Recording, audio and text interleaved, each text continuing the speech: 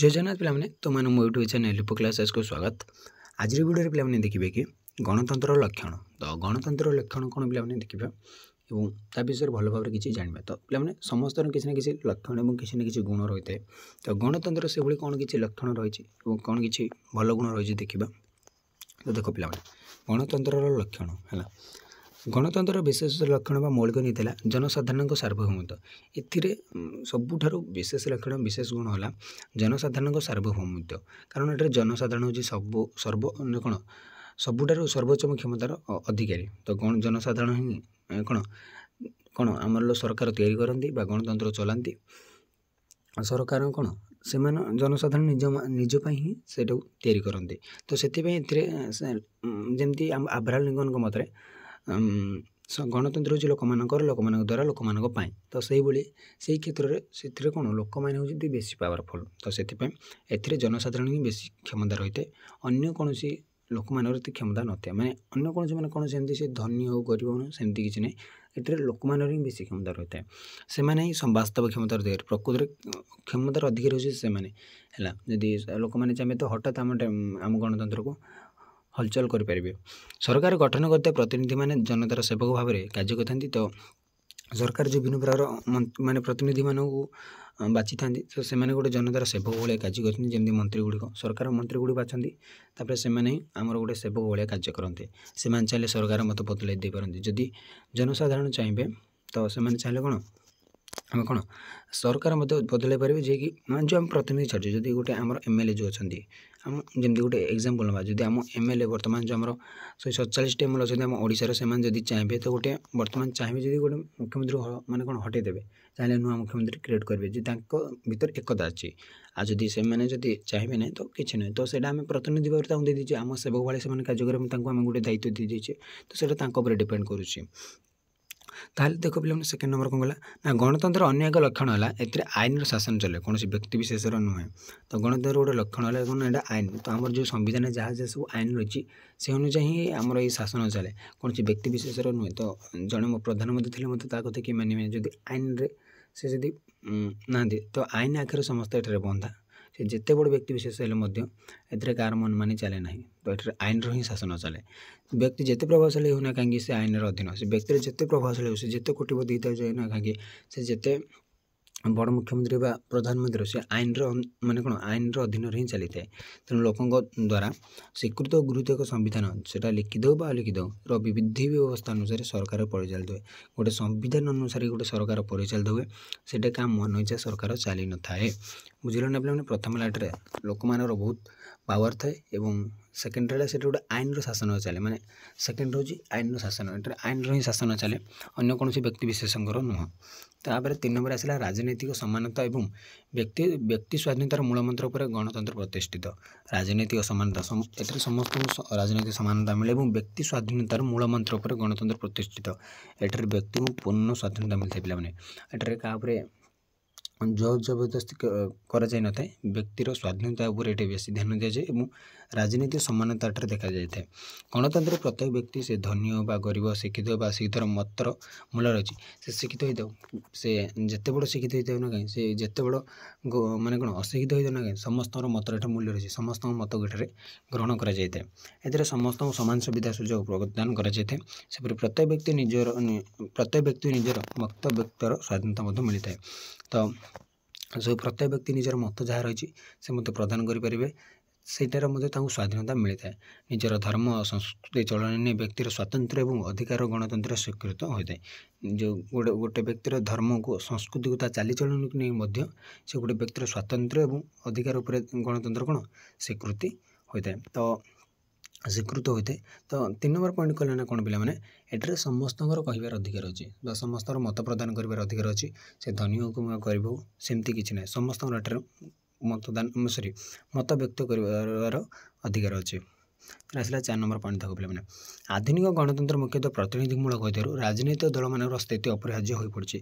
तो राजनैतिक स्थिति रही जो दल रही से कौन दल मान स्थिति अपरिहार्य होती सुतरां संख्यागरिष्ठ लोक समर्थन हासिल कर दल बा दल समूह सरकार गढ़ती। तो जमी बर्तमान ओडिशा बर्तमान आम देखिले तो कौन आमर बीजेपी के 70 ना 75 ना एमती 80 पाखापाखि सीट पाई आम एमएलए सीट तो से कौन से दल गठन कले माने मुख्यमंत्री बाछिले सी है तो से जो दल संख्यागरिष्ठ लाभ कला सी हो जाऊँगी कौन से सरकार गढ़े सुतरां गणतंत्र समस्त निष्पत्ति संख्यागरिष्ठ मत निर्धारित हुए संख्यागरिष्ठ जहाँ जहाँ बाछे सीटा ही हम बहुमतर प्राधान्य ही गणतंत्र लक्षण तो ये आउ गोटे कौन पॉइंट थी ना बहुमतर प्राधान्य जोटे अधिक मत आसला सहीटा ही लक्षण हम तार कारण ना गणतंत्र से गोटे बहुत भल लक्षण आम गणतंत्र कारण बहुमतर ये प्राधान्य दी जाए माने बहुमतर ही प्राधान्य दिए जो दल संख्यागरिष्ठ लाभ कला से सरकार गढ़ जो केन्द्र में जो दल अधिक आसन ग्रहण कला सी प्रधानमंत्री हो तो एमती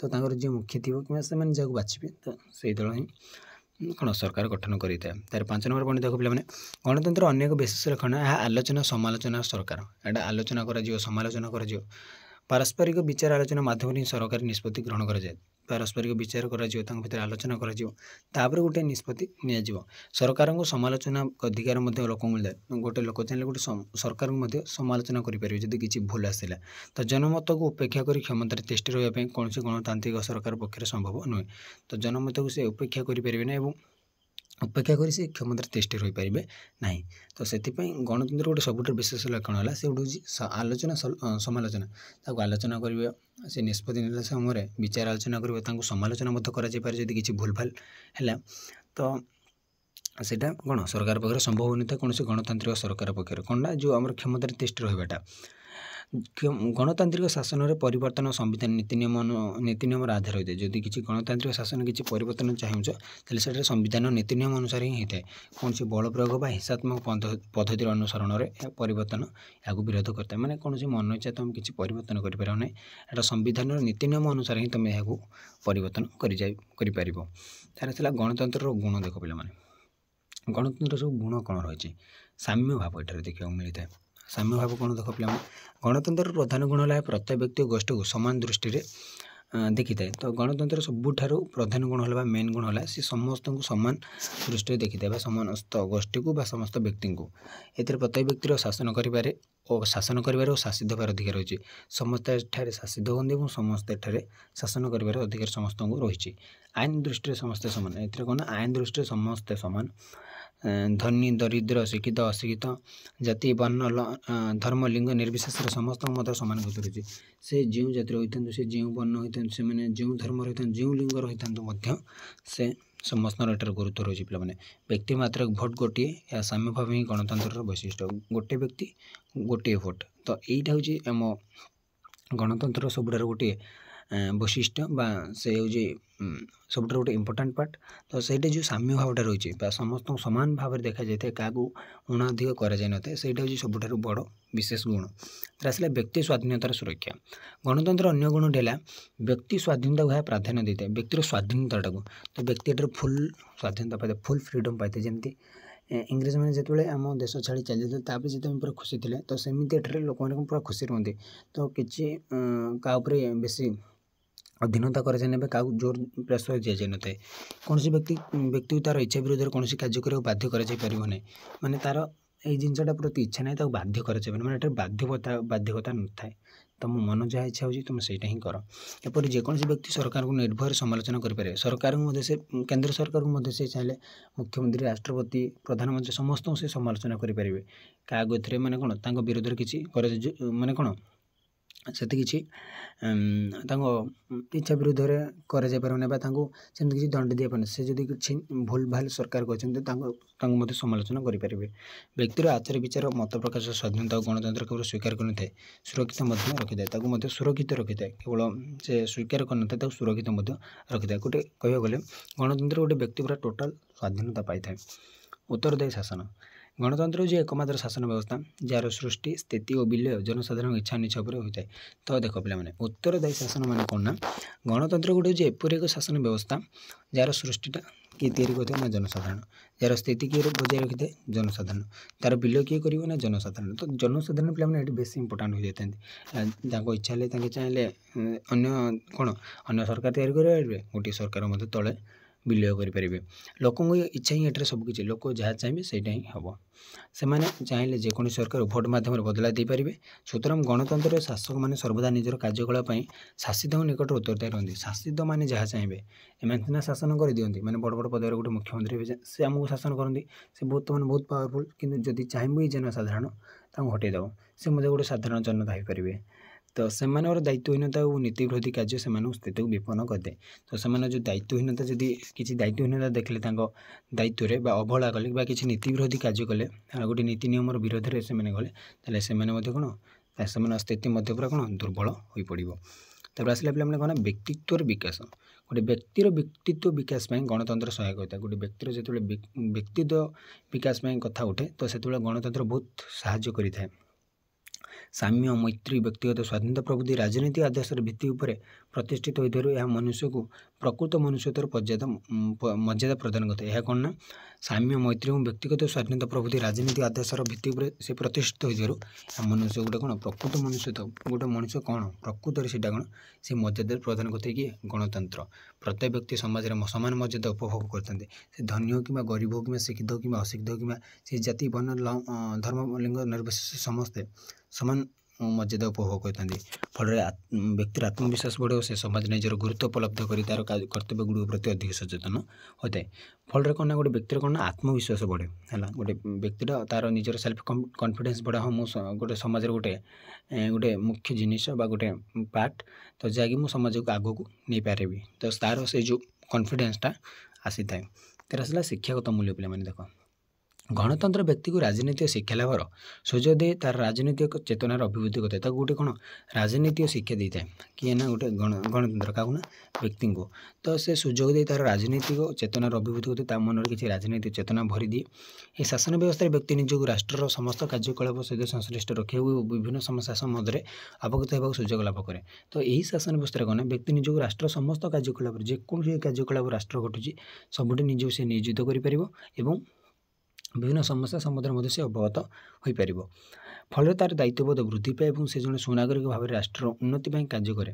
ଏହା ହିଁ ବ୍ୟକ୍ତି ପାଇଁ ଗଣତନ୍ତ୍ର ବିଶେଷ ଅବଦାନ। ଏଇଟା ହେଉଛି ଗୋଟେ ବ୍ୟକ୍ତି ପାଇଁ ଗୋଟେ ଗଣତନ୍ତ୍ର ସବୁଠାରୁ ଗୋଟେ ବିଶେଷ ଅବଦାନ ବା ସବୁଠାରୁ ଗୋଟେ ବଡ଼ ଗିଫ୍ଟ। କ'ଣ ନା, ଏଠାରେ ଗୋଟେ ଶିକ୍ଷାଗତ ମୂଲ୍ୟ ମିଳିଥାଏ, ମାନେ କିଛି ଶିଖିବାର ଜିନିଷ ଏଠାରେ ଥାଏ। ତା'ର ଆସିଲା ସର୍ବସାଧାରଣଙ୍କ ହିତ ସାଧନ। ଗଣତନ୍ତ୍ର ସର୍ବସାଧାରଣଙ୍କ ହିତ ସାଧନ ପାଇଁ ଅଭିପ୍ରେତ। ଏଥିରେ ଶାସକ ବା ଶାସିତର ସ୍ୱାର୍ଥ ଏକ ଓ ଅଭିନ୍ନ ହୋଇଥିବାରୁ ଜନସାଧାରଣଙ୍କର ସର୍ବାଧିକ ମଙ୍ଗଳ ସାଧନ କରିବା ସମ୍ଭବ ହୋଇଥାଏ। ତ ଏଠାରେ କ'ଣ ନା ପିଲାମାନେ, ଗଣତନ୍ତ୍ରଟା ସର୍ବସାଧାରଣମାନଙ୍କ ହିତ ସାଧନ ଅଟେ, ମାନେ ଲୋକମାନଙ୍କର ଭଲ ପାଇଁ କାର୍ଯ୍ୟ କରିଥାଏ। ଏଥିରେ ଶାସନ ଓ ଶାସିତର ସ୍ୱାର୍ଥ ଏକ ଓ ଅଭିନ୍ନ ହୋଇଯାଏ, ମାନେ ଶାସକ ଆଉ ଶାସିତର ସ୍ୱାର୍ଥ ଏକ ଆଉ ଅଭିନ୍ନ ହୋଇଥାଏ, ଯାହାଫଳରେ ସର୍ବାଧିକ ମଙ୍ଗଳ ସାଧନ କରିବା ପାଇଁ ସମ୍ଭବ ହୋଇଥାଏ। ସମସ୍ତଙ୍କର ସୁଖ ସ୍ୱାଚ୍ଛନ୍ଦ୍ୟ ପ୍ରତି ଯଥୋଚିତ ଧ୍ୟାନ ଦେବାରେ ହିଁ ଗଣତନ୍ତ୍ର ଶକ୍ତି ସାମର୍ଥ୍ୟ ପ୍ରକଟିତ ହୋଇଥାଏ। ସମସ୍ତଙ୍କର ସୁଖ ପ୍ରତି ଏବଂ ତାଙ୍କର ସ୍ୱାଚ୍ଛନ୍ଦ୍ୟ ପ୍ରତି ଧ୍ୟାନ ଦିଆଯାଏ ଏଠାରେ। ମାନେ କ'ଣ ନା ପିଲାମାନେ, ସମସ୍ତଙ୍କର ହିତ ସାଧନରେ ଦେଖାଯାଏ, କାହାକୁ ଉଚ୍ଚ ନିଚ ଦେଖାଯାଇନଥାଏ। ସମସ୍ତେ ଏଠାରେ ଠିକ୍ ଭାବରେ କ'ଣ ପାଇଥାନ୍ତି, ସମ୍ମାନ ପାଇଥାନ୍ତି ଏବଂ ସମସ୍ତଙ୍କୁ ସମାନ ମର୍ଯ୍ୟାଦା ଦିଆଯାଇଥାଏ। ତା'ର ଆସିଲା ଶାନ୍ତି ଓ ସହାବସ୍ଥାନ। ଗଣତନ୍ତ୍ର ହେଉଛି ଶାନ୍ତି ଓ ସହାବସ୍ଥାନର ସରକାର। ସଂଖ୍ୟାଗରିଷ୍ଠ ମତ ଅନୁସାରେ ଶାସନରେ ନୀତି ନିର୍ଦ୍ଧାରିତ ହେଲେ ସଂଖ୍ୟାଲଘୁର ମତ ସହ୍ୟ କରିବାକୁ ପଡ଼ିଥାଏ। ତ ଯଦି ଦେଖ ପିଲାମାନେ, ଗଣତନ୍ତ୍ର ହେଉଛି ଗୋଟେ ଶାନ୍ତି ଏବଂ ସହାବସ୍ଥାନର ସରକାର। ସେଠାରେ କ'ଣ ନା, ସଂଖ୍ୟାଗରିଷ୍ଠ ଯେଉଁ ଦଳ ପ୍ରାପ୍ତ କଲା ସେ ସରକାର ଗଠନ କଲା, କିନ୍ତୁ ଆଉ ଯେଉଁ ବାକି ଦଳ ଥିବେ ସେମାନେ କ'ଣ କରିବେ ନା, ସେମାନେ ରହିଲେ ସଂଖ୍ୟାଲଘୁ। ସେମାନେ ଯାହା ସବୁ ମତ ଦେବେ ସେଇଟା ସହିବାକୁ ପଡ଼ିବ। ଆଉ ସେମାନେ ମତ ଦେଉଛନ୍ତି ବୋଲି ସେମାନଙ୍କ ପ୍ରତି କିଛି ରାଗ ଭାବ ନ ରଖି ତାଙ୍କ ପ୍ରତି ମିତ୍ରତା ଭାବ ରଖିବା ଦରକାର। ତ ସେମାନେ କେମିତି, ଆମେ ଭଲ କାମ, ଦେଖ ପିଲାମାନେ, ଯଦି ଆମେ ଗୋଟେ ଭଲ କାମ କରିବା ତ ଆମକୁ କିଏ କ'ଣ ପାଇଁ ଆମକୁ ଗୋଟେ ଖରାପ ମତ ଦେବ, ତ ଆମେ ଭଲ କାମ କରିବା। ତ ଭଲ କାମ କରିବା ପାଇଁ ନିହାତି ଦରକାର। ଭଲ କାମ କରିବା ଦ୍ୱାରା ଆମର ଯିଏ ସଂଖ୍ୟାଲଘୁ ଥିବ, ଯାହାକୁ ଆମେ କହୁଛେ ବିରୋଧୀ ଦଳ, ତ ବିରୋଧୀ ଦଳ କେବେ ମଧ୍ୟ ପାଟି ଖୋଲିବେ ନାହିଁ। ଏଥିପ୍ରତି ନ୍ୟାୟୋଚିତ ଧ୍ୟାନ ଦିଆଯାଏ। ଗଣତନ୍ତ୍ର ଯେକୌଣସି ପରିବର୍ତ୍ତନ ଶାନ୍ତିପୂର୍ଣ୍ଣ ଉପାୟରେ ସାମ୍ବିଧାନିକ ବ୍ୟବସ୍ଥା ଅନୁସାରେ ହିଁ ସମ୍ଭବ ହୁଏ। ମାନେ ଗଣତନ୍ତ୍ର ଯେକୌଣସି ପରିବର୍ତ୍ତନ ହେଲା ତାକୁ ଶାନ୍ତିପୂର୍ଣ୍ଣ ଉପରେ କେମିତି ପରିବର୍ତ୍ତନ କରାଯାଇପାରିବ ଏବଂ ସାମ୍ବିଧାନିକ ବ୍ୟବସ୍ଥା ଅନୁସାରେ ତାଙ୍କୁ କେମିତି ମାନେ ଠିକ୍ କରାଯାଇପାରିବ, ସେଇଟା ହିଁ ସମ୍ଭବ ହୋଇଥାଏ। ହିଂସାରେ ଏଥିରେ ସ୍ଥାନ ନାହିଁ, ହିଂସାର ସ୍ଥାନ ଏଥିରେ ନାହିଁ। କହିବାକୁ ଗଲେ ଏଥିରେ ହିଂସା ଦେଖାଯାଇନଥାଏ। ବୁଲେଟ୍ ନୁହେଁ, ବାଲଟ ଭୋଟ୍ କାଗଜ ଉପରେ ଗଣତନ୍ତ୍ର ଆସ୍ଥା। ବୁଲେଟ୍ ମାନେ ଯେଉଁ ଗୁଳିର ବୁଲେଟ୍, ତା ଉପରେ ଭରସା କରାଯାଏନି। ଏଠାରେ ବାଲେଟ୍ ପେପର ଉପରେ ଏଠାରେ ଭରସା କରି ଗଣତନ୍ତ୍ରର ଆସ୍ଥାଟାକୁ ରଖାଯାଇଥାଏ। ତ ପିଲାମାନେ, ଆଜି ପାଇଁ କ୍ଲାସ୍ଟିକୁ ଏଇଠି ରଖିବା। ତ ଆଶା କରୁଛି ବୁଝିପାରୁଥିବ। ତ ଆମର 10 ଗୁଣର 7ଟି ପଏଣ୍ଟ ଥିଲା। ତ 7ଟି ପଏଣ୍ଟରୁ ଭଲ ପଏଣ୍ଟ 3-4ଟି ପଏଣ୍ଟ ମନେ ରଖିଦିଅ ଏବଂ गणतंत्र लक्षण तो से जो भल भल लक्षण जे जनसाधारण सार्वभौमत्व रही है और आईन शासन चली है समस्त को सामान अधिकार दि जाए सहित एठारे कौन ना पे संख्यागरिष्ठ लोक समर्थन हासिल करने सहित दल बा से सरकार गठन करती बहुमतर प्राधान्य रही है सहित गोटे गणतंत्र गोटे अन्य विशेष लक्षण है आलोचना और समालोचना सरकार सहित जहाँ सब नीति नियम हम सेटा संविधान नीति नियम अनुसार सब किसी परिवर्तन होता है तो एगुड़ी तार लक्षण तार गुण गुड़ी हूँ साम्य भाव एठार समस्त को समान अधिकार दि जाए समस्त को समान भाव समान दृष्टि देखा जाए व्यक्ति गोटे किसी स्वाधीनतार सुरक्षा दि जाए एठारे सरकार उत्तरदायी रही था व्यक्तित्व विकास ये आम गणतंत्र शिक्षागत मूल्य मिलता है राजनीतिक शिक्षार सहित सर्वसाधारण हित साधन कर सहित ये गोटे हूँ शांतिर सरकार